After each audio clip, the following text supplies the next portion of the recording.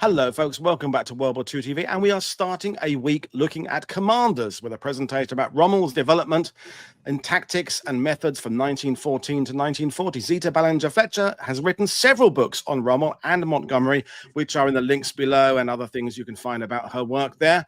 I'll bring her in now. It's morning where she is, afternoon. Hello, how are you today, Zita? Hello, hi everyone. How are you? Very happy to be here today.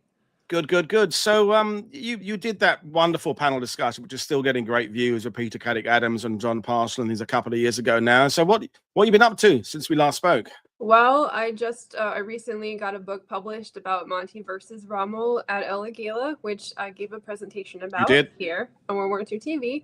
And I also just finished a book about Monty and his B-17 crew, and that's going to be published next year. And I get into the crew of his Douglas C-47 and his relationships with his American pilots and so on. So it was fun, a lot of fun to write. So I'm really hoping that people like it when it comes out.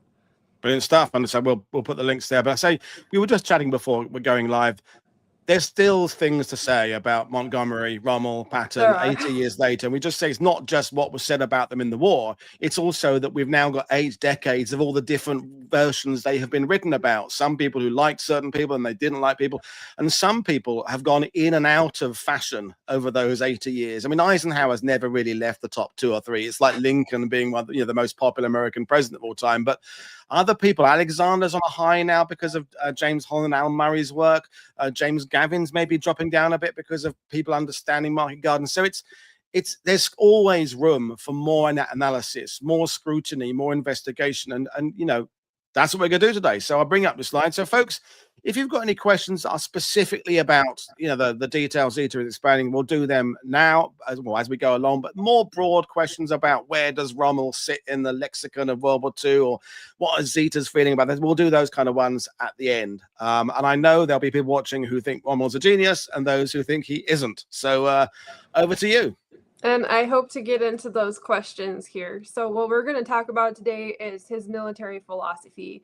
I'm not really going to get into his personality or his biography. I'm just going to focus on his methods of making war and how those developed from the First World War to his first campaign in France in 1940.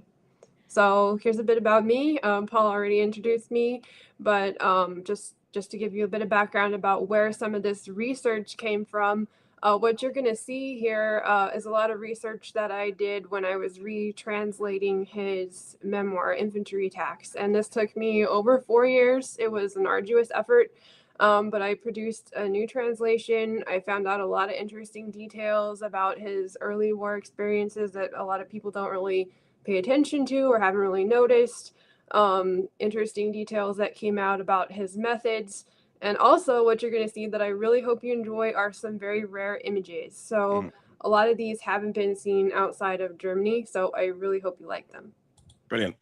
So well, first we're going to get into the First World War. Then we're going to get into the method that he developed over time. And then how Germany changed. He got a new opportunity. We'll get into, from a very high level perspective, the French campaign. I'm not going to get into which specific divisions were going where. I'm just going to focus on how his method worked in the field. And then we'll analyze why did it work and when doesn't the Rommel method work. And then ultimately what happened to Rommel. So we'll start off with World War I. This is just a little bit about where he came from. For those of you who don't know, he was born in Heidenheim on der Brenz in the Swabian Alps. This is a very kind of hilly region. I went there, and that's a photo I took of Heidenheim in case anyone wants to know what it looks like. I was surprised by how rugged the terrain is there, and Rommel really did enjoy a lot of outdoor activities, and this would come into play during World War I. He joined the 124th Infantry Regiment in he joined and then he went to war in 1914 as an infantryman. I would say his first baptism of fire occurred at a place called Blyde in Belgium. And this was like his first big engagement. And he really, in my opinion, bungled it a little bit. He tried to be daring by pursuing the enemy. He ends up getting lost in a fog. He finds the enemy in this town and decides, even though he only has himself and 2 other people with him, he's going to attack him. He does this. It starts a huge gun battle. He ends up trying to flush snipers out of a barn and setting it on fire, and it gets really ugly really quickly. They're bayoneting Frenchmen who are running out of the barn. People's houses start burning down.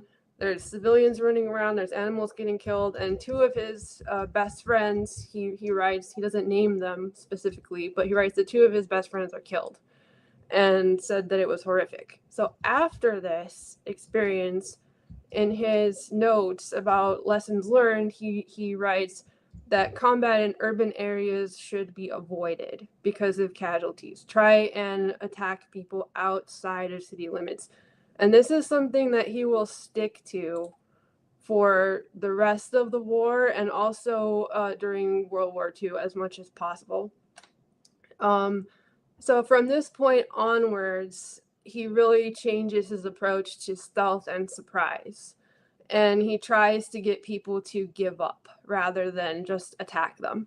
So he really tries to intimidate the enemy, to sneak up on them, to make sure that his guys are really well hidden and well situated before he does anything. He becomes, I would say, a lot more cautious and relying a lot more on deception.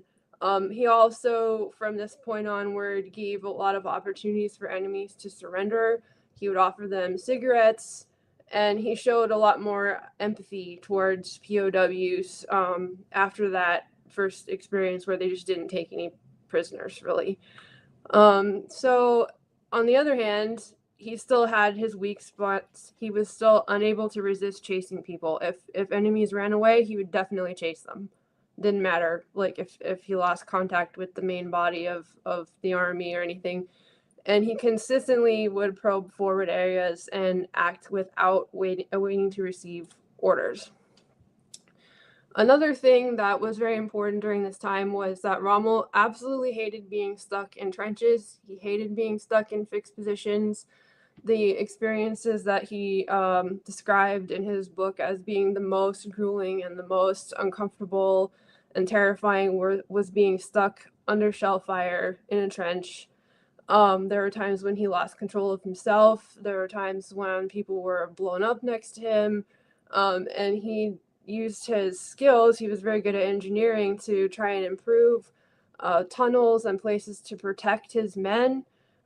He really got very good at fortifications during this time, but he absolutely hated being in what he called static warfare. And I think that this really impacted his need for mobility during war.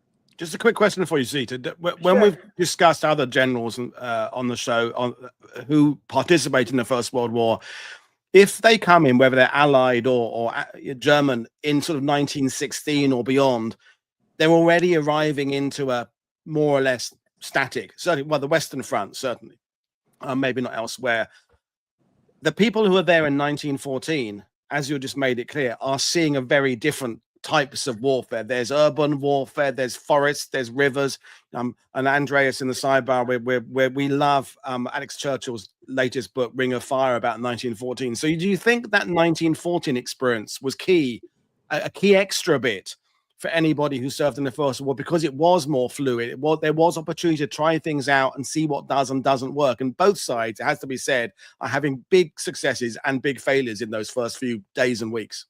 I think so. I think that the influence of First World War operations on commanders in the Second World War has been overlooked in some ways. If you look at what they went through when they were young men, when they were first plunged into combat, you'll see, I believe, some of the influence from that later on in their career. And I definitely think this was the case with Rommel.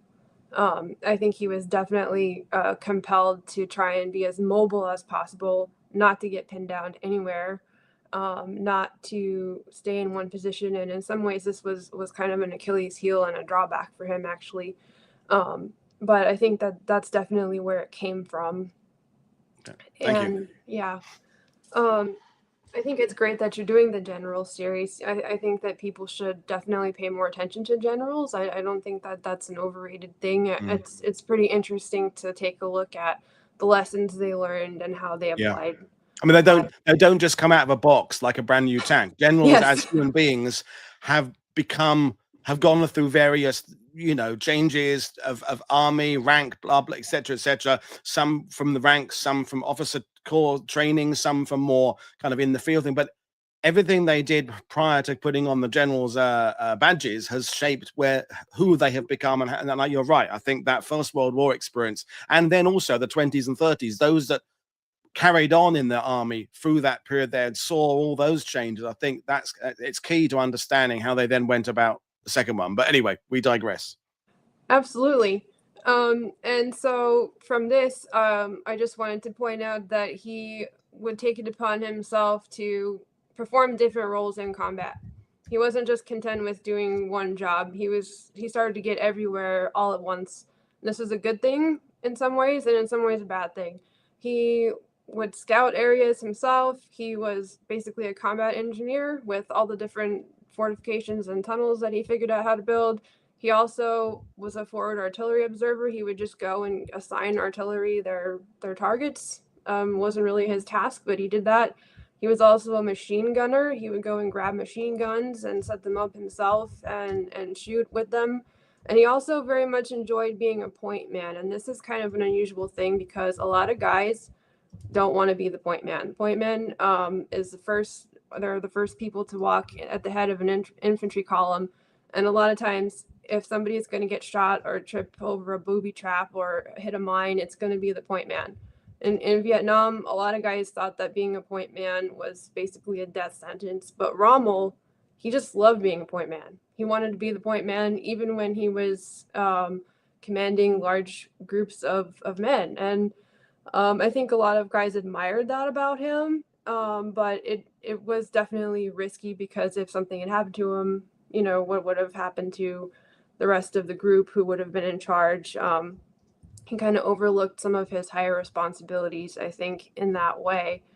Another thing he did was he developed his own map system, and this would come into play later during World War II, is he would make a grid on a map, put numbers on it, give it to his men and also to artillery commanders and tell them, I want fire at this point on this number.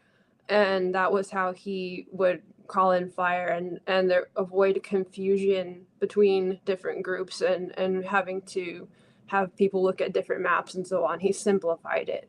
He would also challenge superior officers who he thought just weren't doing their jobs properly and kind of got into trouble a little bit sometimes. I think probably the biggest change that occurred during the war was that he became a Gebirgsjäger. So these were German army mountain rangers. Gebirgsjägers still exist. They are considered elite troops in Germany, Austria, and Switzerland. They have to master mountain terrain, really harsh conditions. They have a lot of respect, and their symbol is the Edelweiss flower. And Rommel just identified immediately with the Gebirgsjäger. That was became his whole identity for the whole rest of his life. This was the proudest part of the war for him was joining the mountain troops. And from this point on, he got a sense of elitism of, yes, I can meet challenges, I can do more.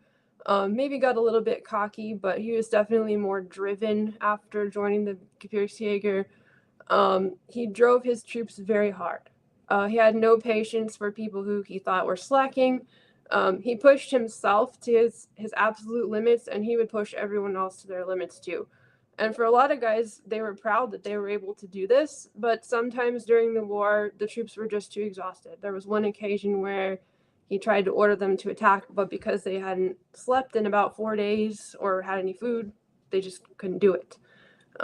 So that was kind of the pitfall for that approach to war. A couple of funny stories or interesting stories. He was very daring. He would try and sneak into enemy positions based on his own reconnaissance, which wasn't always as thorough as it could have been, or as other people might have been able to do.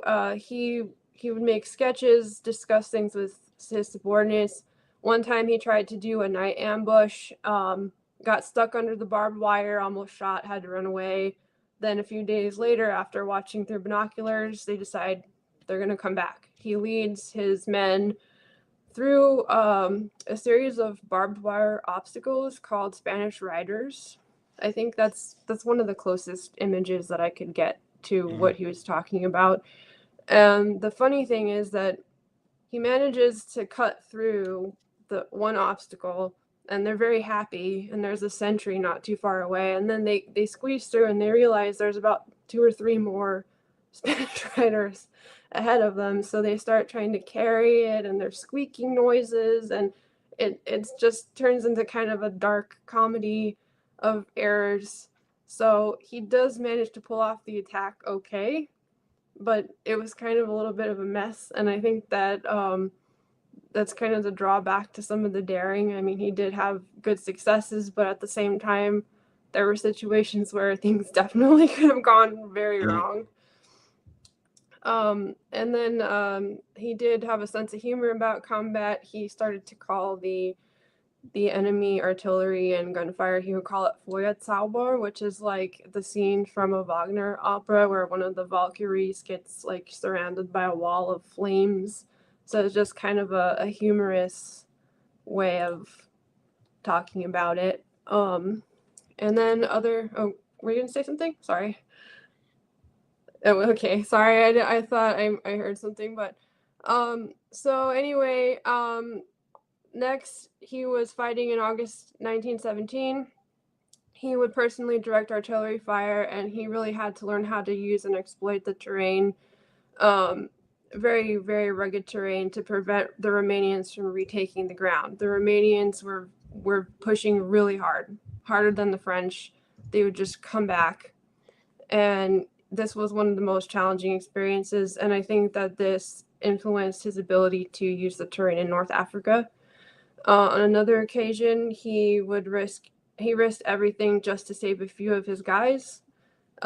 He started all the trouble by kind of going into an area well ahead of the front lines. Enemy came out like a hornet's nest, and some of his men became separated from him, and his response was to throw his entire unit straight into action just to save those friends. And I think that speaks a lot to his the way that he saw his soldiers. He didn't look at them like they were subordinates or just, numbers. He looked at them like they were his buddies, his comrades, his friends, and they meant a lot to him. He saw himself in a lot of ways as just one of the guys. And I think that says a lot about his leadership style, and that's something that would really become a sticking point between him and Adolf Hitler during World War II. Then everybody talks about Mount Matajur when it comes to his World War I successes. He was not supposed to take Mount Matajur. He just, his troops were exhausted. He saw the mountain there, and he had orders not to go any farther, but he decided to attack anyway. And this caused a bit of a tiff, in my opinion, with his commanding officer, Major Sproesser, who demanded a report from him immediately afterward. He continued to conduct raids without permission, caused some problems, and after this, Sproesser kind of kicks him upstairs.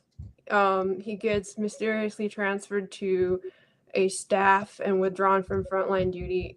The guy had no staff experience, hated anything to do with staff work. Suddenly, he gets put on leave and assigned to work on a staff. So in my opinion, I think that was probably because he was causing problems and not letting his superiors know where he was or what he was doing. He took it very hard, and his war memoir just plain ended after he left the front. So for him, the war was basically over after he left the front line. He didn't even think that the staff work that he did was worth talking about. So in the interwar period, he spent literally years analyzing his experiences. He felt really compelled to analyze his combat lessons, to derive value from them for other people. He went back and visited grave sites in really remote areas. And these are some of the drawings that he did. These were originally done on glass slides to present to his students. And then he had these transferred onto paper and eventually put into his book. And that's Fraktur typeface that I learned to read. Sometimes it was a little bit challenging. So that's what the book was published in originally. And he pulled it all together and used it to give lessons to people. Do you think he was writing as much for himself as an aid memoir as he was to kind of make it published? I mean, famously after World War II, lots of German generals are writing memoirs, both A, to make a bit of money, B, to disassociate themselves from the Holocaust where they could, and C, blame other people for things they got wrong. But it seems, from what you've been saying about Rommel after the First World War, it's his own, I find that when I want to remember things, if I write it down, it goes in my head better than just playing it in my head. So do you think it's mostly for his own benefit he's doing this? I do. I believe that he got post-traumatic stress disorder personally after the war. During the war, he wrote down a couple of times that he had terrible nightmares, and also in a lot of letters to his wife during World War II, he couldn't sleep. He talked a lot about not being able to sleep, and this became a problem in North Africa. And he was very, very focused on his World War I experiences. He never really went anywhere without wearing his Pour le Mérite medal. Some guys who won the medal, they kept it nice and clean and neat, barely wore it. He wore it to the point where it got chipped, scratched, faded. He was constantly involved with veterans groups, constantly trying to make sense of what happened. And I think part of it might also have been because he was pulled away from the front line so early, because he was stuck in a staff position and some of his friends went on to be killed, and he couldn't get back to them. So I absolutely think that in addition to trying to teach students with this memoir, that he was probably trying to maybe, I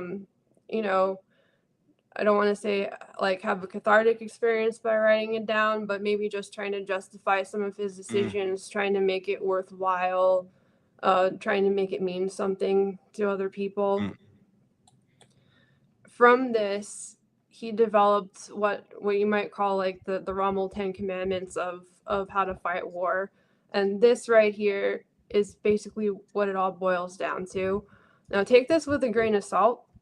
This is not like infallible. This is strictly just his point of view about how war should be fought. And keep in mind that he was very aware of the criticisms that people had of him. So he knew that a lot of people didn't agree with this point of view, but he still stuck to it. In his opinion, changing the battlefield in real time is better than sitting back and having a strategic plan. Because from his perspective, it's the condition on the ground that really matters in the battle. If you can change the conditions that are actually in front of you on the ground by your actions, then sitting back and making a plan in advance doesn't really matter if you can change it in real time. So to do this, your troops have to constantly probe, they have to constantly disrupt and harass the enemy, try and get breakthroughs, try and make things change.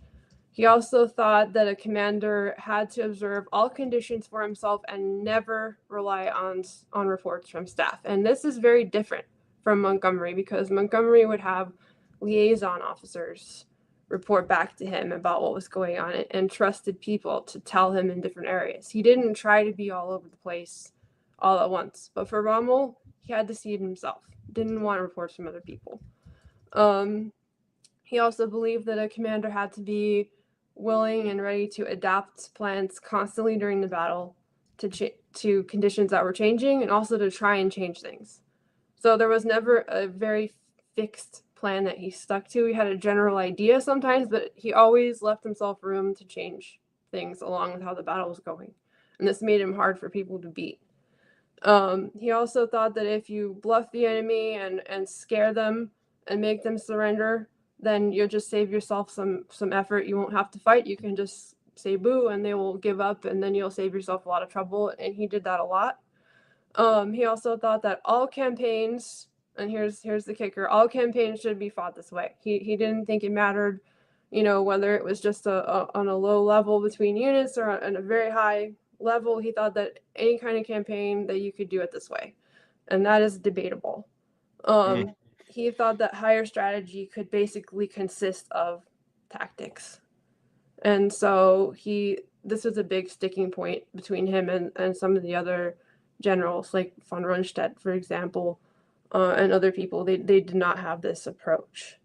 And it also, I know you're going to talk about this later, it hints at the higher up he gets, the less understanding he can possibly have of the fluid nature of a battlefield. So therefore is in less position to react to it. If you are literally commanding a battalion moving across the field and you can see all the battle without even turning your head left or right, that's very different to being a field marshal when you might have units over 100 miles. So it sounds a sound philosophy, but it also opens itself up to getting to a point where you can't possibly have the brain power or the knowledge to do that. So it's really interesting. Yeah, exactly. And he kind of found that out the hard way, starting in Africa. It also placed heavy demands on his troops as well, because he believed that you should just keep going all the time. So bad weather, sandstorms, thunderstorms, wonderful. Keep attacking. Yeah. If there are no roads, doesn't matter. Keep going. Find a blind spot, get through it. Don't sleep. Always chase enemies if they run away from you.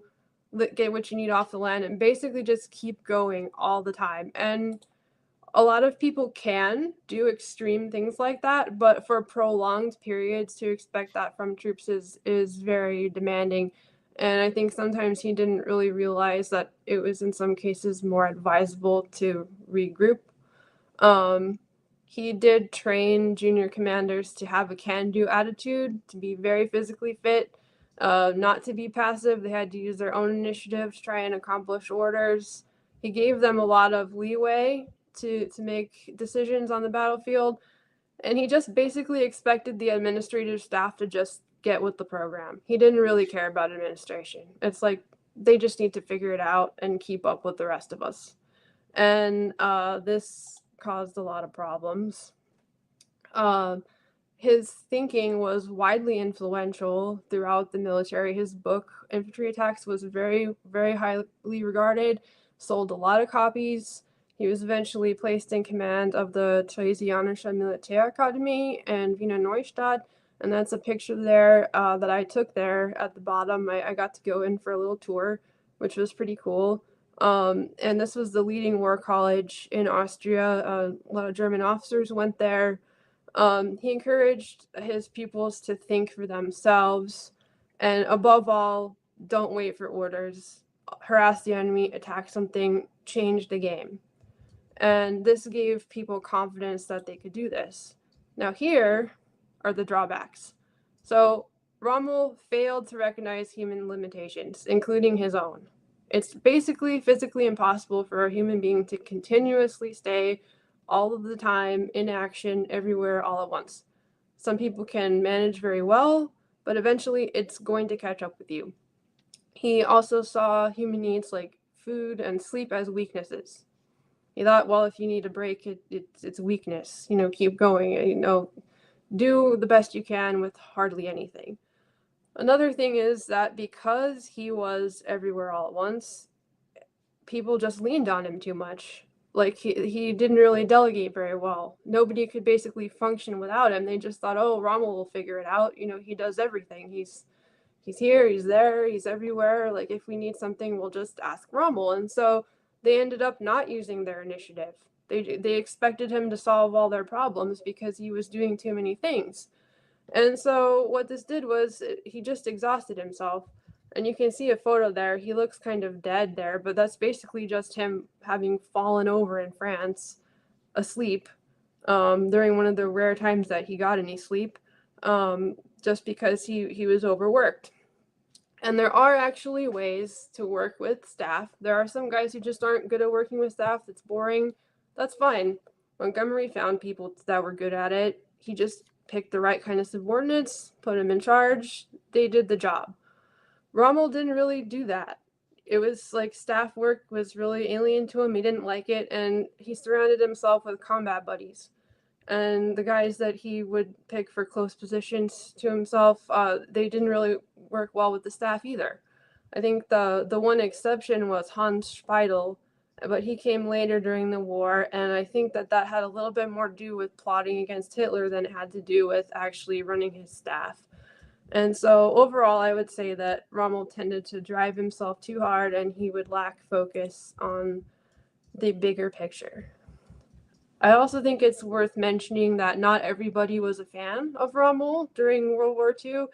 Among the Germans, a lot of people thought that he was annoying. They didn't think he had the right pedigree for being an officer. They were annoyed. They thought he was this bullish guy with like a common background, that he wasn't really worthy of his position. There was a lot of prejudice against him. He was actually very creative, and he did upstage people sometimes. There was jealousy. And some people question, was this guy out of his depth? Does he deserve to be in the position that he's in? Should he be promoted? I don't think he was actually out of his depth, per se, as a field commander. I just think he had a talent for a different kind of war. I think he had a special operations forces mindset. I think if you had allowed him and given him some kind of leeway to be in charge of small units who embrace challenges, who want to be the 1%, who can keep going all the time, who need to use stealth, who need to get behind the lines, who need to do things that other people just can't do, go above and beyond. I think if you would have put him in command of something like that, of a setup like that, he would have just blown everything out of the water. In some ways, I don't think that the German high command really knew how to use him properly. And also, what's interesting is he was very interested in armor and tanks and anything with wheels, but I kind of wonder why he wasn't interested in Fallschirmjäger or airborne operations, inserting troops in areas that were hard to get to. If he had shown any interest in that, maybe he could have done some pretty interesting things. So during this time, Germany changes. I really like this photograph here. This was taken in 1933, and that shows Paul von Hindenburg, and behind him are Hitler and Goering. And you can see the people, Hindenburg's giving a salute, but all of the people in the photograph, their eyes are focused on Hitler. They're looking for what's coming after Hindenburg. They don't even care about Hindenburg. They're all looking at Hitler. I think this says a lot about how the military was changing. Existing norms in Germany were really turned upside down. It became a lot easier for people to be successful who didn't really have a chance before, because standards were, I think, just made homogenous in some ways. Germany had these very distinct regional kingdoms, and now all of a sudden the Nazis were pushing the slogan Ein Volk, ein Reich, ein Führer, one country, one people, one leader. Everybody was supposed to be homogenous, and a lot of people just were able to get promoted and get into positions that they weren't able to before, and this included in the military. Now, Rommel saw an opening to get command of a tank division, and this is something that he never would have gotten before, but because Hitler was a fan of his book, he ended up getting in touch with Rommel and giving Rommel some key positions, and Rommel thought, I'm just going to ask him for a tank division, because none of the crusty old officer corps who don't like me, treat me like a peasant, those guys aren't going to give it to me. He had been focused on tanks for a while in the interwar years. He was very curious, very interested in that, and so it wasn't without a reason that he asked for it. He really wanted to try his hand at it, because he had developed theories about how to use these tanks. I think some people think Rommel just kind of woke up in the morning and thought, hey, why not just tanks? Why not just get a tank division? But this was kind of the result of him thinking a lot about those early experiences and what he could do in terms of maneuver if he had tanks. He was also an admirer of Basil Liddell-Hart. His family had said that he read Liddell-Hart's work, and he was pretty interested in his theories about integrating infantry with tanks. And this brings us to what happened in Belgium and France in 1940. Now, I'm not going to get into every detail of the campaign about every, where each of the divisions were going and every single battle. I think that's probably worthy of probably several different talks, but I'm just specifically going to focus on how Rommel's methods worked and why. We have the BEF and the French. I would say the alliance was a little bit awkward. I think that the British Expeditionary Force gets a lot of criticism. I think it's undeserved. I think they were a pretty fine bunch of soldiers, and the British Army had a great discipline. They had the will to fight. There was almost 400,000 men there by the time the Battle of France was about to kick off, and I think they had every chance in the world of actually beating the Germans back. But I think that the whole thing went sideways because of leadership problems. The French generals just weren't really very active or interested in being proactive in terms of building defenses. The Maginot Line defenses were kind of, slipping in some regions, and they weren't really communicating with British commanders. And Lord Gort, who was in charge of the BEF, I think he was in a little bit of a difficult position because he was in a different country and he couldn't necessarily tell them, look, this is how you're going to fight your war. He had to kind of, be a little bit politically savvy, but at the same time, he was just hands off. He didn't really light a fire under anybody to really do anything. And there are some criticisms that Montgomery made about him, saying that, Gort was above his ceiling. There were never any exercises conducted. Nobody even practiced inside or with any kind of, models or anything. There was no common policy. And Allenbrook had a pretty dim view of what happened. And, well, was it fair? We will see. Everybody basically assumed that the Germans were not going to get through the Maginot Line, which the Maginot Line looked pretty scary, but in my opinion, it's kind of like building the Great Wall of China in your front yard to stop people from getting into your house and leaving your back door open because they didn't fortify the border with Belgium. So the Germans were watching all of this in the meantime and had other ideas. But they assumed that no tanks could really get through the Ardennes. The tanks are going to get held up by the forest. They're going to get held up by water obstacles. And that if anything bad happened, there was definitely enough Allied troops in the area to beat the Germans off or pin them down. All of this is theoretical. All of this is pie in the sky. None of this has actually been tested. And Rommel was the kind of person who, being so practical, he just excelled at destroying people's expectations that are made in theory. So the offensive kicks off on May the 10th. The first German forces cross the Meuse on the 13th, and Rommel is in one of the first boats across the river. He very quickly sets up pontoon bridges, gets the tanks over. He sets fire to some houses in the village to make a smoke screen. This is because a lot of his men were getting shot and killed by snipers. And so the smoke screen gave them the opportunity to advance without being held up in any way.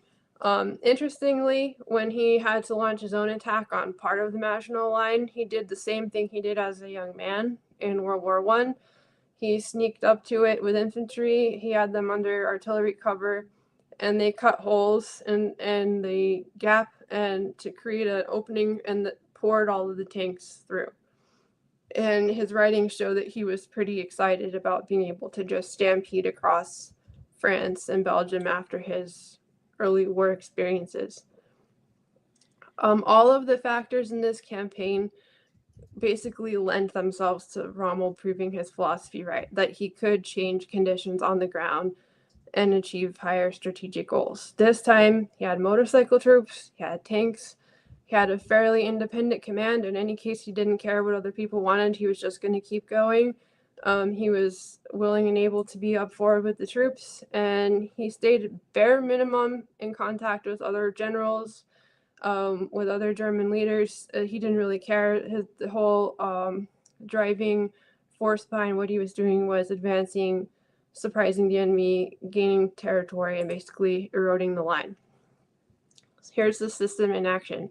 he brings back the map grid system from World War I that he had used for artillery strikes. And this time, he uses it to identify a line of thrust, where a general line where all the tanks are going to focus their main effort.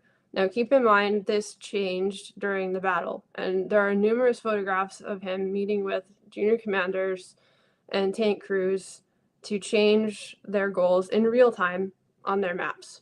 What he would do is he would give them maps all numbered according to his system. No one else knew what the numbers were and the locations were except him and his commanders, and also his artillery commander. This would allow him to just communicate on the radio instead of wireless, because if they were going to use wireless, they would have to have it encoded. It would take a long time to get the order sent through, and he wanted things done really quickly.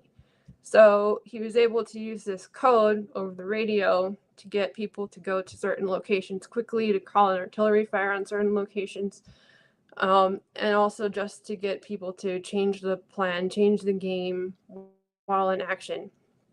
Another thing he did was that actually caused problems within the German military for him was that when his division passed through an area, he didn't really care about what his supply line was doing, so he would just stick a sign there with the letters DG and the number 7. This stood for Durchgangsstraße, and that's like transit road. And then number 7 was for the 7th Panzer Division. And so the whole point is kind of like Rommel was here, like follow us. And his chief of staff for operation got really upset because he lost him during the Battle of France. He couldn't find him anywhere. So he was going back to headquarters. He was complaining. He was saying, I don't know where the commander went. I don't know what's going on. Rommel ended up getting really angry with him, and they got into a big fracas about it. Rommel came out on top, but it's just an example of how he did the bare minimum to have the staff stay in contact with him. Just kind of expected them to chase him up.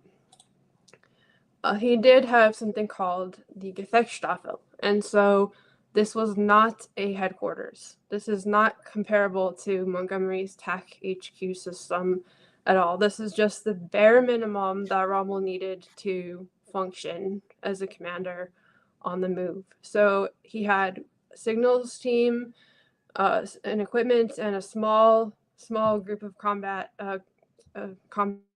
personnel for his security, which he didn't really pay attention to. He would just sometimes leave the Gefechtsstaffel, and they would sometimes have to find him. That's actually a photograph at the top of him riding on a vehicle.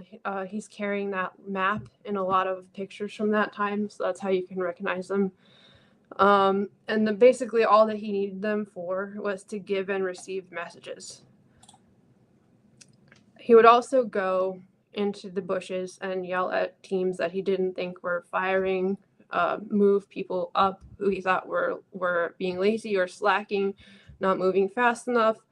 And you might ask yourself, why bother? Why would you do all of this? You could just kind of, stay a little bit farther behind at an HQ like everybody else and just kind of give orders. But he just hated being still. He wanted to be active all the time, and he actually earned his troops respect for doing this.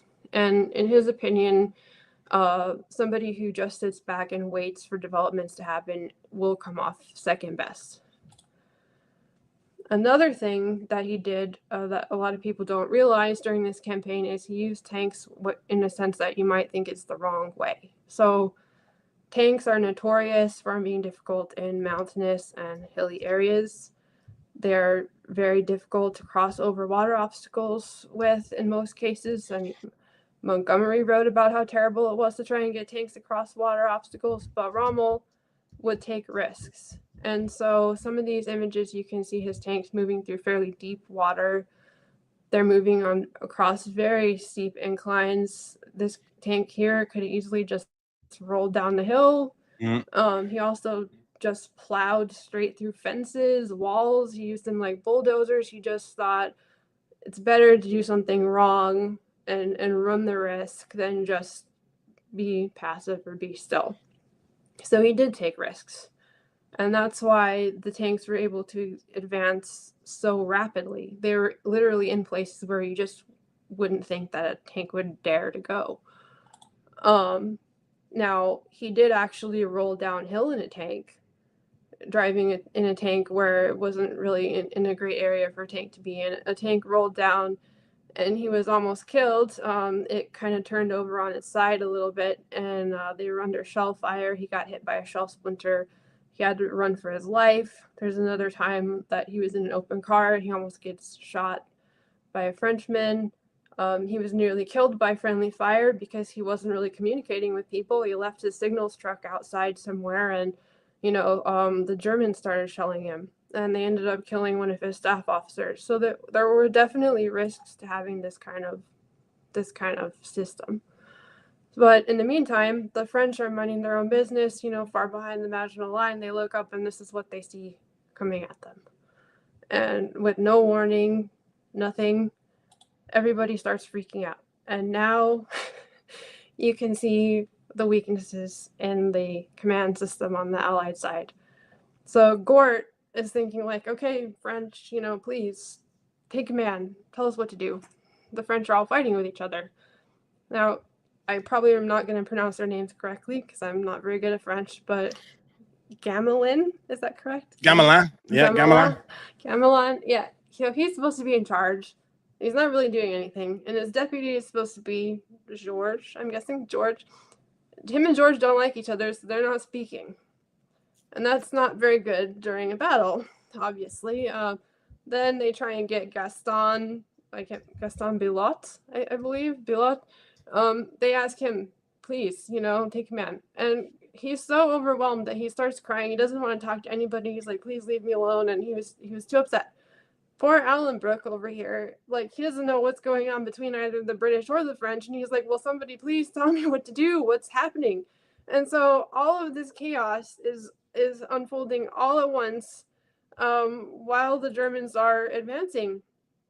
Gamelin is removed after only 10 days of field command. He basically just said, you know what, Paris is going to fall. And after he made that remark, he gets fired, basically.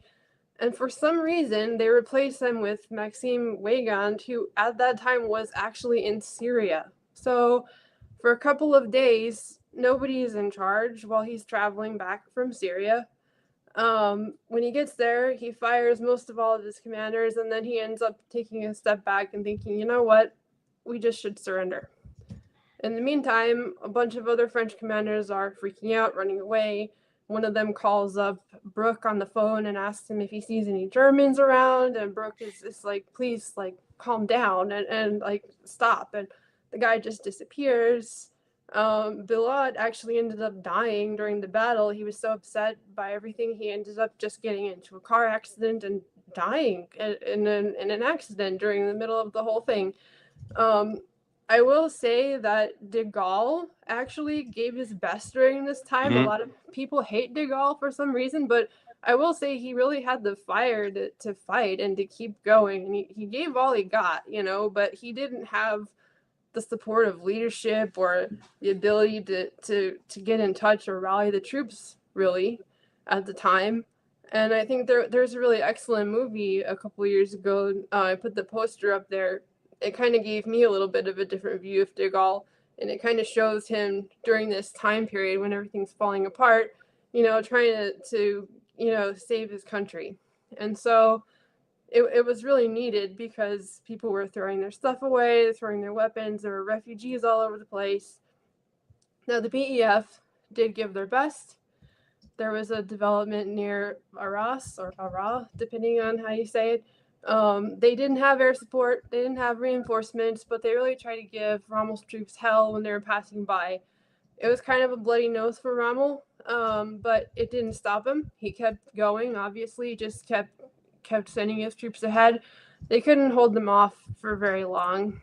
And in the meantime, Rommel just kept blazing his path. He was directing artillery. They were knocking walls down. They were going all kinds of places, stampeding. And on 26th May, Gort gets orders to pull out through Dunkirk, and the rest is history there. One of the people chased off the beach is Montgomery, takes it very badly. in a lot of his writings, he talks about getting revenge for Dunkirk and revenge for St. Valery. I think he probably got revenge about 4 times if you count all the times that he said that that it was avenged. Never got over the experience. Now, I'm not going to say every single town that Rommel went through. There are too many of them to name here, but he did get into Rennes at the time that Brooke was trying to call to request to leave himself. The communications lines were already destroyed by Rommel that were being used at that location. He did get across the Somme. He ended up capturing Cherbourg later on. One of his most significant victories was St. Valery and Co. in early June. And at this time, the Dunkirk evacuation had already happened. And the entire 51st Highland Division was there in St. Valery. The Highlanders wanted to fight. They really did. They didn't care that all the odds were against them. They were putting up sandbags. They were shooting at the Germans. Rommel was trying to get them to cut it out and surrender. He bombarded them. It wasn't working. The Scots really wanted to fight. They didn't care. But what Rommel did was he squeezed into the town, and then he reached out to the French. And the French said, you know what? We surrender. And so the Highlanders were very upset. You know, there was really nothing they could do. And the whole entire 51st Highland Division is captured on June the 12th. This was an extremely high point for Rommel. He had a lot of photos taken. He was very proud of this moment, especially because of all of the flack that he had gotten within the German military, that he was just a maverick. He didn't know what he was doing. Now here's his victory. This was like the biggest victory that Rommel had up until that point. And to be polite afterwards, he invited the captured generals and the officers to have food with him. They declined. So why did his method work? Well, all of the conditions favored it in this campaign. He was allowed to be independent. He was allowed to maneuver at will. He did keep a relatively close grip on his forces, despite some of the snags with his staff. He still pulled it off.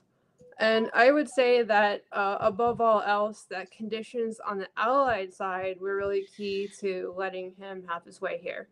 Because all of the Allied plans were made based on theory and assumptions. And Rommel was a very practical thinker. So he very easily outdid those. The French and the VEF, they had sufficient troops. They had the advantage of time. They had fortifications. Whole lot of things on their side. What broke down was command and control and leadership. I think that the French troops, if they had been under the command of de Gaulle at the top, somebody who had a fire in his soul that wanted to fight, they would have done, I think, a fine job. But instead, the command was split among all these mediocre generals, didn't know what they were doing, didn't really care. And that is why this disaster happened. And Gort gets a lot of heat. I think he did save the BEF by evacuating, but the whole point of him being there in the first place was to fight. And I think that he really failed to organize the BEF to fight as he was supposed to. Now, when does the system not work? So you look at all of these things, these dazzling successes, and you think, you know, Rommel, he knew everything. You know, it worked. Look at all that. Well, it's true. He was very successful, and his method of driving really hard and changing the game really did work many times. But you do have to remember that there are drawbacks to this. He was at times too hands-on. He was everywhere all at once, wanting to see everything for himself. It didn't work for long periods.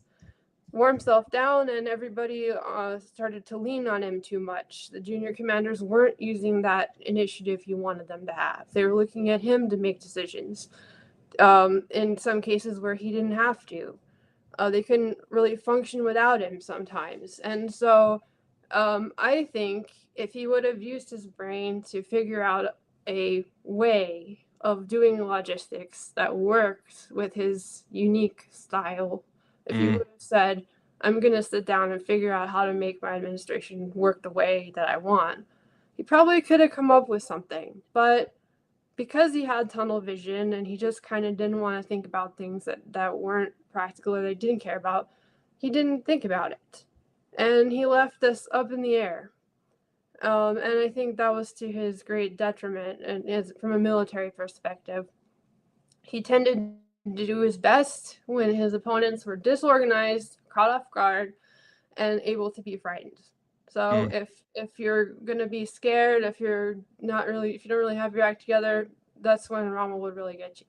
If on the other hand, like Montgomery and the Eighth Army, if you were very cool headed, weren't easily flustered, if you were trying to proactively control territory, you would make things harder for Rommel. Not impossible, but harder for sure. I do think his methods can be used today with great success with all kinds of activities, operations, business. There are lots of different ways to apply his thinking, but it's not really a one-size-fits-all formula for success. So there are drawbacks, and he was actually still working on his military thinking at the time of his death. At this point in France, he felt like he'd been proven right. He was riding on a very high horse at that point. He asked his wife to cut out all the newspaper articles about him. He started to gather more material for a book. And ultimately, it was kind of a blessing and a curse for him because he moved up closer to the high command. He went home for Christmas in 1940. Those were the last holidays that he ever had sort of a normal time with his family. That's a photograph he took during those holidays of his son Manfred and a friend. He got recalled by Hitler, sent to Africa. And ironically, while he would see more success there, he did end up running himself ragged, and he was put in contact with the one situation he couldn't stand, which was political leaders who did not care about conditions on the ground, who didn't care about soldiers. That's the one thing that he really hated, and by getting closer to Hitler and being promoted, he saw that at a level that I don't think he expected. Realized that himself and his troops were expendable. So in North Africa, that was the breakdown of his command system, his army, and ultimately his trust in his leadership. And as of 1944, Hitler would order him dead. And so this is a photograph I took outside of Herlingen at the memorial stone, which is near the spot on the side of the road where he died. There's a Rommel museum there. And so it was interesting to just go there and see and kind of get a sense of what happened at that time. So what do you guys think? What do you think about Rommel's system? Well, we've got plenty of questions. Thank you. That was absolutely amazing, Zita. I really loved it. So my immediate kind of facile response is that he's maybe good at battles, not good at the war. He's thinking, ultimately, the best generals are the ones that are thinking long term. They're not just thinking about what they're achieving that morning, that afternoon. They're thinking about how the situation is going to be in a week's time, month's time, even a year's time. And you get even de Gaulle, who, while he's doing those fantastic little defensive actions in 1940, he's already thinking about his political career. He's a player. He's 17 steps ahead in the chess game, whereas Rommel is still in that. What am I doing right now? Maybe at his detriment. But we'll go for some of the questions and comments. We'll have to rattle through them pretty damn quickly, but I'll put them to you. So, was there ever a possibility of Rommel going off to the Eastern Front? Because that's obviously where a lot of the German commanders end up getting unstuck. Von Paulus, I'm looking in your direction. It's about how good you were. You're going to eventually get beaten by numbers. His career didn't take it him that way, but was there a possibility he would end up going off in Barbarossa or something? I do believe Hitler considered it. After he was recalled from Africa, Hitler told him a few times that he was being considered for duty on the Eastern Front.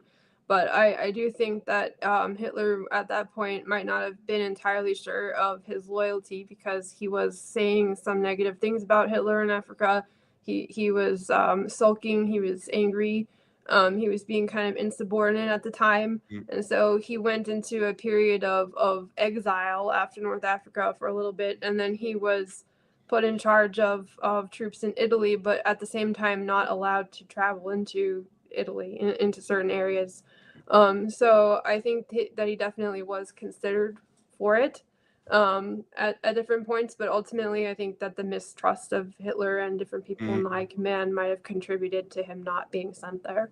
Okay, thank you.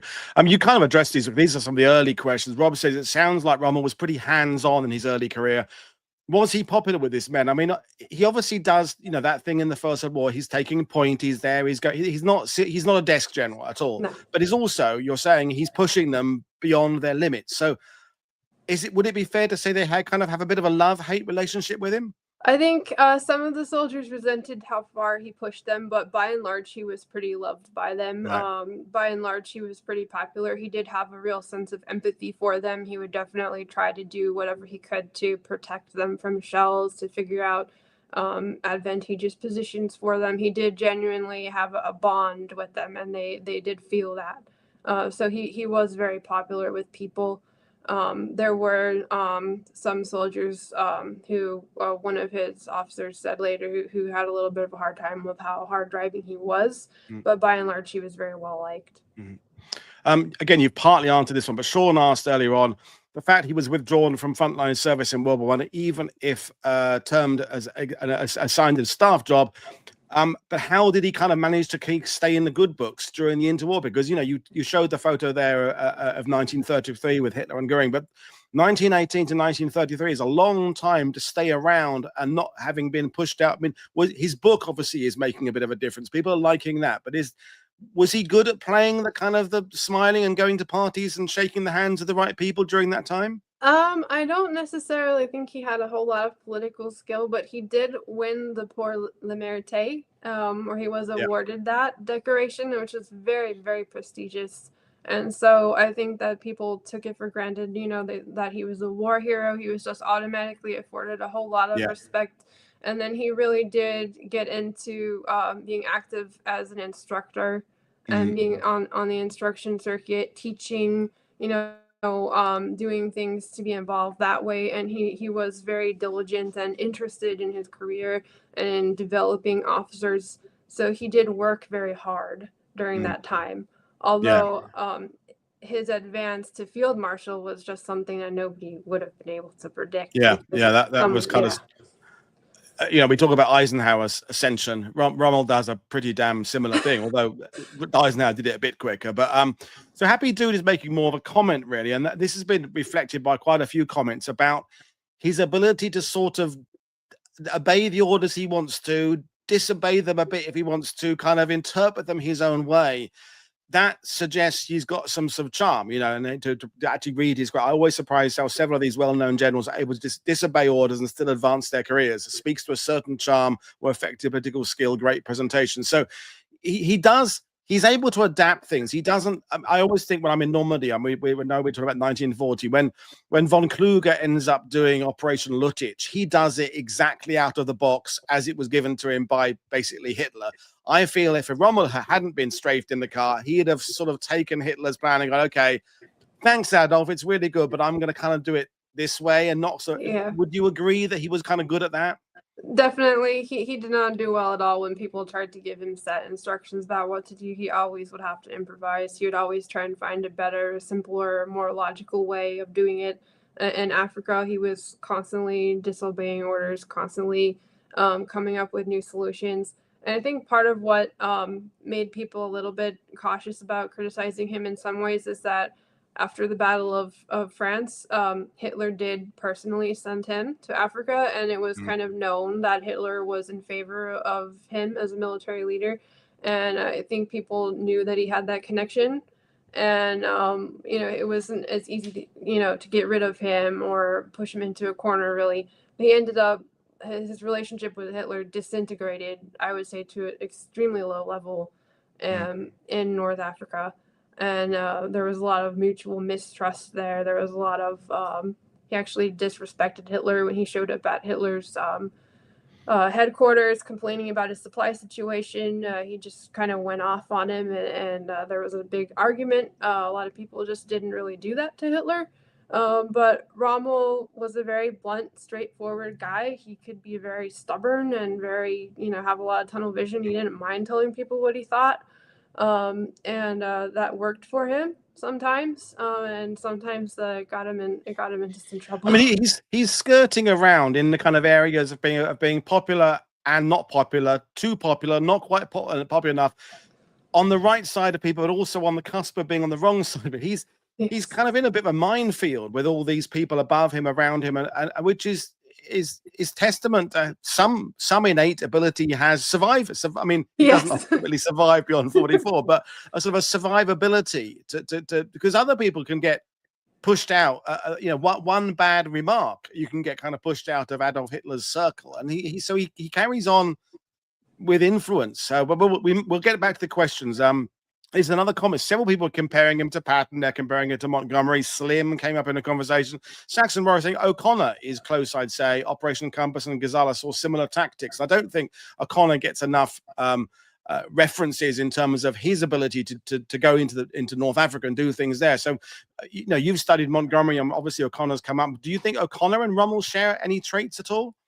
I think so. I think that the you know, there was similar, you know, willingness to be mobile, to improvise, things like that. Rommel was very different though. He would just break rules. He would do things that you wouldn't really expect that people would do, like with tanks, with moving tanks through a country that, you know, areas that just weren't good for tanks. Also the use of anti-aircraft guns against tanks.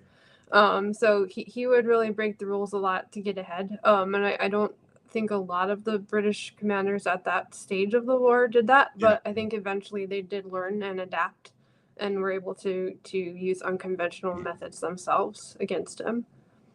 Thank you. These next couple of questions, folks, I'm going to leave these to you to comment in the comments afterwards, because otherwise we'll just be here for hours asking these. But Jesse is asking, was Rommel a great commander in the wrong army? I mean, that's a massive, great rabbit hole. So I'm going to let people sort of respond to that one later on.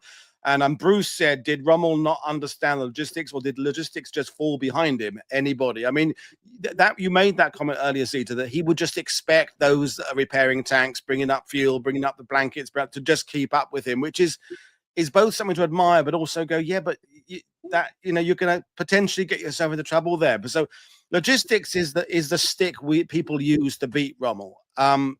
He might. Do you think he might have been better with a big allied army behind him, with all that logistical stuff being taken care of, where he can just focus on doing his, you know, sweeping maneuvers across maps with his own special maps, as you made the point? Would you think that would have benefited him?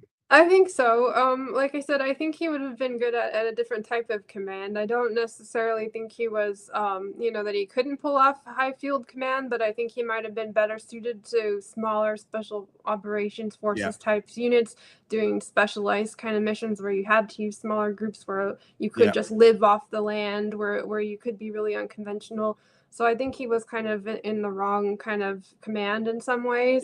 And, you know, I do think that he wasn't stupid. I don't think that logistics was beyond his grasp, but what he did, what was a flaw of his, and this was also evident in his personal life, when he was a little kid and as a teenager, if there was something that he just didn't really like or wasn't really into, he just would shut it off. And he really embarrassed his father, who was his school principal. He almost flunked out of school because he thought, I want to play outside. I'm not going to pay attention to my lessons. And so, like, with logistics, it's like, oh, well, it's no fun. I don't want to think about it. I'm not going to pay attention to it. Not my thing. And I think having that narrow-mindedness really was a huge drawback. And if it's one of those narrow-mindedness, but it's one of those things. You look up synonyms. There are both positive ones and negative ones. You could say driven, ambitious, but that's the positive side of the same trait, isn't it? You know, as you were saying, this flair for doing his own thing is both a positive until it goes wrong, and then it's a negative, which is the sort of thing we can attribute to Patton. When Patton's things work, they work really well. Yes. And when they don't work, they fuck up badly. And I think Rommel sits in that kind of area where there's a bit of a 50-50 gamble about it, where maybe the great commanders, I don't know, Simpson of Ninth Army is one of those guys who does kind of play the averages. A little bit boring, maybe, but they're like, okay, what's likely to work 8 times out of 10, rather than this 50-50 of massive gain and massive loss, you know. So we'll go through a few more questions. So, and lots of people are saying he'd have been better off commanding something like the SAS Brigade or Allied Special Forces Unit. I mean, you look at people like James Gavin, who take advantage of the burgeoning parachute units to kind of forge his own career. Howard Johnson, commander, the 501st American, does that kind of thing. You get that out in Burma where people go, okay, there's a new thing there, or Wingate maybe. Yeah. You think he would have been better at some kind of doing the kind of almost like the thing Scoresney did, that, but on a slightly better scale.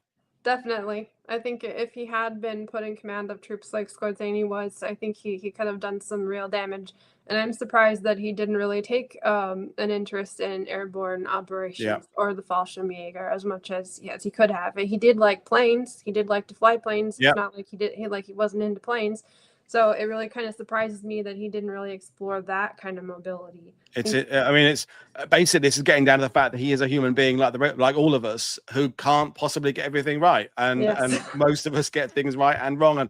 And so we had that question there. Siggy is saying, my good friend from Switzerland, he just couldn't mentally cope with a long defensive delaying action. That's sort of that I think is a key to the Blitzkrieg concept is papering over the cracks a bit, isn't it? It is working because there are lots of things. But I mean, when you talked about the radio codes he had, I was thinking that's like a cheat code in a video game, because we know the French basically don't have radios at all. The British ones aren't working properly in many cases, and so he's got a cheat code that is sort of masking over that there are some inherent problems with Blitzkrieg and bringing up logistics behind it, and so a bit arrogant, a bit maybe not really seeing that some of what he got away with was the enemy not doing as well rather than him doing well. I think he was also just very eager to prove himself because he hadn't gotten a lot of flack from other people in the military. So this was like, aha, I've proved you all wrong. I was right the whole time. Look, all these cities just fell and before me. I think that was a little bit of an ego trip, I think, for sure. I think he probably wanted to believe, and see this justified the system that he had developed. But he did go on to find out that in different campaigns, and especially for extended periods of time, with people who were not willing to be scared, who wanted to stay calm, who wanted to be very much in control of their own battlefield, when he had that kind of a situation to deal with, it was much more difficult for him. And Mehdi is summing up what people are thinking. So many questions. Rommel had the benefit of an enemy that was also having command issues, and that's the 1940 thing particularly. It's it's as we just said, that it's both things there. And I like the bit when you were talking about this. Just do something, because that's almost the first lesson you get when you join the U.S. Marine Corps, is if in doubt, do something. And he's of the kind of, I'd rather do something even if it isn't the right thing, but I will make it the right thing by working at it rather than just sitting and doing it at all. Dithering is clearly not in the Rommel lexicon at all. It's just do something and then hope that if you do something, you'll find that chink in the enemy's armor, so to speak, that you can then capitalize on. Which is, again, it's a great trait to have, except when it goes wrong. It's the football manager who gambles on a new system for the World Cup final, and if you happen to win 3-0, everyone goes, well, that was a fantastic. But if you end up getting completely beat, why did he try something new? It's that kind of paradox of being inventive. So that's another comment there. And Ian, about that code system, was that numbered box code system used more widely by the Germans in light of experience? Was Rommel able to get, or did he even care about getting some of these ideas about maps and codes into other units? So was it more, that's for my division, my corps, my this? It was just his thing. It didn't really spread. And he had to defend himself a little bit fiercely against his chief of staff, because it was against the rules. The German bureaucracy thought, hey, this doesn't really sound right. What? But he did fight it, and they just said, let him do it. But it didn't widely spread throughout the army. Okay, fair enough. And I think you made this point clear, but Jesse again said is that we're making about the Monty comparison. Obviously, you've talked about both of them. Is that Monty understands his physical limits and work within them, and maybe even his mental limits as well, because the questions that always come about whether Rommel, whether Montgomery was autistic. But someone said a minute ago, has there been anybody clues as to whether Rommel was autistic or on the spectrum in his early years? Is there any clues there? But Rommel, from what you're saying, clearly pushes himself beyond when he should have stopped. Yeah, I think Montgomery is interesting because Montgomery perceived advantages to kind of like a lot of self-care. I wouldn't say luxury, but a lot of self-care when you're a commander, because in his view, you have to think. You have to be able to think. And if you're not feeling well, and if you're feeling sick and you're tired and, and dirty and everything, then how can you do a good job of thinking for other people? And so that's why he would go out of his way to make sure that everybody, like himself, other people around him, were comfortable. Yeah. You know, that they had a chance to wash, to be clean, you know, to be able to sit back and concentrate. And Rommel did things on the fly. That just wasn't his style. I don't think that he was autistic at all. I think he was Rommel was actually had a real brilliant streak to him. I think it wasn't that he couldn't grasp certain things. I think it was just that he was very stubborn and willful, and he just had this way about him that if he wanted to do something, he wanted to do it, and if he didn't care, he didn't want to hear, you know. And he did that as a young man, and also you know, throughout his military career. I think if he had been more open-minded and less narrow-minded about certain things, that he could have done better, you know, from a military standpoint. But just shutting it down and being like, 9, you know, that's not my thing, that's not in my field, and 9, you know, that kind of limited his ability to get which leads us directly to the next question we have for you, which is, how did Rommel do feedback? Were junior officers scared to act because they feared doing something Rommel didn't like? Did Rommel accept multiple ways of action by his subordinates? I think I know what your answer is going to be, but I mean, does he take? I mean, because there's taking feedback from above, because feedback from above is not feedback; it's orders, isn't it? If someone's above you, it's an order. Now we've already established he's good at changing it to fit what he wants, but from people junior to you, it is absolutely feedback. They can't. So, what's your answer? I don't think he really did feedback in the sense that we would think of feedback. I mean, Montgomery would ask, the Rommel suggestion box in the corner of his tent. Yeah. No, definitely not. I think that he liked it when junior commanders would use their brain to do something that he approved of, like, oh, you know, so-and-so went and, you know, took that hill over there, you know, good for him. You know, he was aggressive, did it. Yeah. But if somebody was coming back to him and saying, you know, look, I don't think you're doing this right, or I think that, you know, this should be, no, absolutely not. He really tanned the hide of that, the kid in the operations staff, his chief of staff at the time, for questioning him, especially in front of other people at the headquarters. He didn't really put up with that. And Montgomery, he would actually encourage the staff officers, like, hey, do you think this is a goofy idea? Tell me what you really think. I want honesty.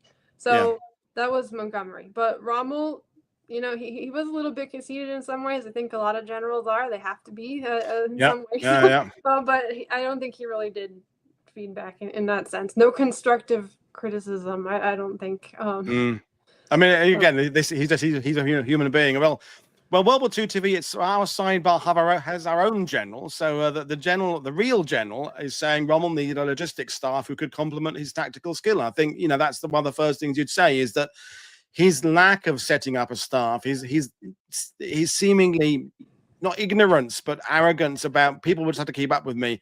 If you've got people in there who are doing that and managing it, he could have carried on focusing on what he does. And then, and if he'd maybe communicated better with these people, saying, look, make sure I always have got fuel. And what is the situation in the Mediterranean with the harbors, with the port, with the so that he's getting stuff to help him. But it seems they'll just have to do what I want to do, which, we all need staff, essentially. We all need people around us to support us. I think that's so. Yeah, that you would agree, I guess. 100%, yes, definitely. And I think if he would have chosen some subordinates who had those talents that weren't necessarily friends of his, but people who he thought, you know, could get the job done, it might have gone better for him. But he did like to just basically surround himself with combat buddies, you know, and I can see that. I can understand that. Guys want people that they trust, who they know they've been in battle with. That's understandable. But it doesn't always work when you're managing a large administration. Sometimes you need people who have different skills, who bring different things to the table.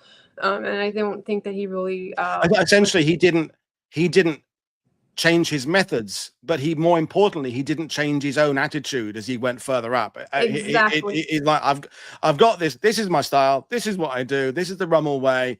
It works.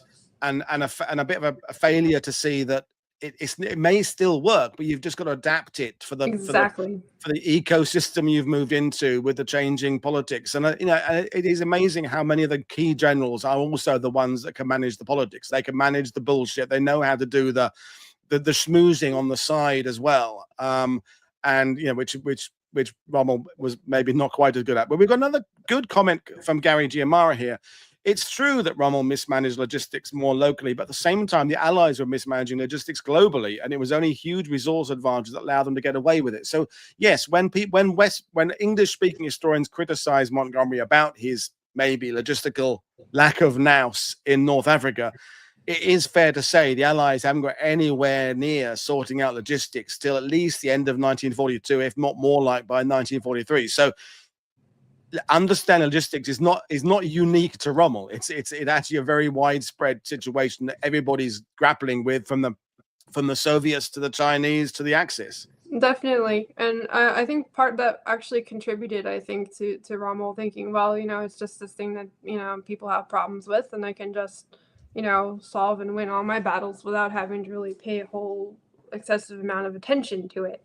But I think things generally went better for people who did try and take a more 360-degree view of their command, who were trying, even despite the problems, to make sure that the supplies were going where they were supposed to go, even if it was kind of screwed up in some areas. I think just putting in that effort, even if it was boring, even if it's not really their thing, as long as they were trying to make an effort to make sure that all of their command and their people were functioning in the way that they were supposed to function, just paying attention to that, I think, is important.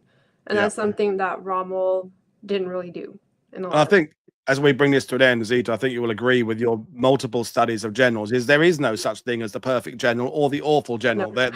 It's not a light switch where it's either on or off. Brilliance isn't just, oh, he's brilliant. Oh, no, he's crap. It's to understand any of these figures, from Churchill, Roosevelt down to platoon commanders, you've got to understand that they are human beings. And, Rommel is one of those people that we do look at, and there are things he does that are good, and there are things he does that aren't so good, and the same applies to all of them. I mean, name a general who got it right from the beginning of his career to the end. I mean, it doesn't. I mean, Admiral. I mean, Nimitz did pretty well, I think, all through his career, but there aren't very many. So where just to end this up, Zita, where do you think we are in our study of people like Rommel and Montgomery? Are we getting to unravel the Gordian knot of it all now? Or will it just keep on continuing because of people's continued interest in it? I think we should keep unraveling it and keep studying generals and their methods. I think it's interesting and also very important because you can apply different methods that you learn from different leaders to different parts of your life. I think it's worth studying their leadership, what worked for them, what didn't. And also, I think it's worth taking your own view. A lot of times it's easy to form opinions about somebody, like de Gaulle, for example. All you hear is all these terrible things about de Gaulle, like you think he's a joke, but if you take a closer look at him, and what he was doing at the time to try and rally the people of France, I think that there are some admirable things about de Gaulle that you can learn. And so it's worth looking at the primary sources yourself. It's worth going back and making your own opinions and not just accepting, a different historian saying, oh, this person was terrible. This person was terrible. Like, I think it's worth really taking a deep dive and making up your own mind and maybe comparing the people to different people and seeing how they did things. Yeah, and I think that's where the people I know who are teaching war studies to younger people, they don't have the baggage of going into a classroom with a preconceived idea of de Gaulle or MacArthur or Montgomery or Patton or Zhukov or anyone. They're taking it on much more objectively and reading they're actually reading what was said and sometimes they're not falling into, I'm not gonna say it's a trap, but they're not falling into the easy lane of well, if everybody says this guy's good, he must be good. It's actually they're starting at the beginning, going, so what's he doing as well? And I think that's maybe that there's hope for that these new generations, because they're not burdened by the war movies and the pulp novels and that kind of stuff, and even the wartime press that was already beginning to paint them in certain ways for the benefit of the public and for propaganda purposes. Is actually look at what the orders were, what did he actually achieve, and did it work essentially, or did it not work? So definitely. We will have to think of an excuse to bring you back and talk about it again. I think the obvious one is carry on about into what he took into North Africa would be a nice one. So we'll plan for that stuff for the next set of generals. But in the meantime, it's been fantastic talking to you folks. As always, check out my guests' books, their blogs, their websites. There are links below. consider becoming a channel member or a patron. And tomorrow we are, well, 2 shows, Monday and Tuesday, we are looking at MacArthur. 2 different shows, 2 fantastic historians, 2 fantastic books, and focusing obviously on the Philippines. So I will see you all again tomorrow. Thanks for watching. Enjoy the rest of your Sunday. Bye. Thank you, guys.